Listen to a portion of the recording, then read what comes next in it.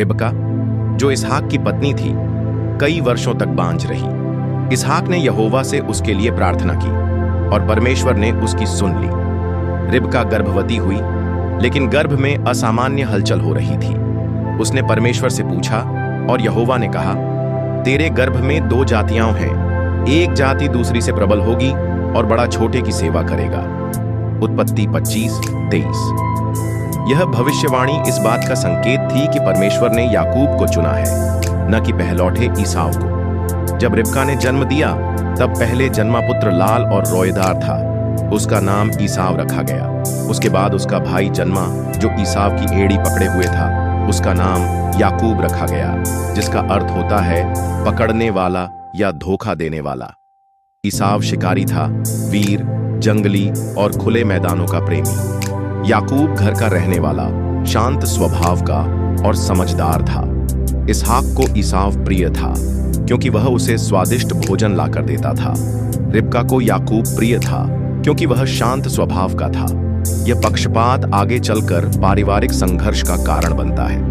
एक दिन ईसाव शिकार से थका हुआ घर लौटा और याकूब की बनाई हुई दाल देखकर भूख से व्याकुल हुआ। उसने कहा, मुझे वह लाल दाल दे, मैं मरने वाला हूं। याकूब ने कहा, पहले अपना पहलौठा अधिकार मुझे बेच। ईसाव ने हल्के में लेते हुए कहा, मैं तो मरने ही वाला हूं, पहलौठेपन से मुझे क्या लाभ। तब उसने अपने पहलौठेपन का अधिकार याकूब को दे दिया और दाल खाकर चला गया। इस प्रकार ईसाव ने अपने पहलौठेपन को तुच्छ जाना। उत्पत्ति 25:34। यह दिखाता है कि वह आध्यात्मिक वरदानों को नहीं समझता था। जब इसहाक वृद्ध और नेत्रहीन हो गया, तो उसने ईसाव को बुलाकर कहा कि वह शिकार करे और स्वादिष्ट भोजन बनाकर लाए, ताकि वह उसे आशीर्वाद दे। रिबका, जो परमेश्वर की भविष्यवाणी जानती थी, यह सब सुन रही थी। उसने याकूब को तैयार किया, ईसाव के कपड़े पहनाए और उसे इसहाक के पास भेजा। याकूब ने स्वयं को ईसाव कहकर धोखे से आशीर्वाद प्राप्त कर लिया। जब ईसाव लौटा और सच्चाई सामने आई, तब वह चिल्लाया, क्या तूने मुझे धोखा देकर मेरा आशीर्वाद ले लिया? इसहाक ने कहा, मैं उसे आशीर्वाद दे चुका हूं और वह धन्य रहेगा।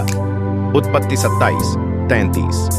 ईसाव क्रोधित हुआ और याकूब को मारने की ठान ली। तब रिबका ने याकूब को अपने भाई लाबान के घर भेज दिया। याकूब भागते हुए लूज नामक स्थान पहुंचा और वहां रात को सो गया।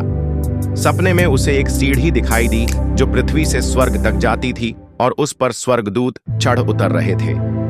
परमेश्वर ने कहा, मैं तेरा परमेश्वर हूं, मैं तुझे और तेरी संतान को यह भूमि दूंगा, मैं तुझे कभी नहीं छोड़ूंगा।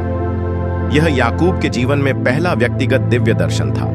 उसने उस स्थान का नाम बेत एल, ईश्वर का घर, रखा और प्रतिज्ञा की कि यदि परमेश्वर उसके साथ रहेगा तो वह उसकी सेवा करेगा और दशमांश देगा। याकूब ने लाबान के यहाँ 20 वर्षों तक सेवा की, विवाह किया और 12 पुत्रों का पिता बना। वह एक चालाक व्यक्ति था, लेकिन उसे भी लाबान से धोखा मिला।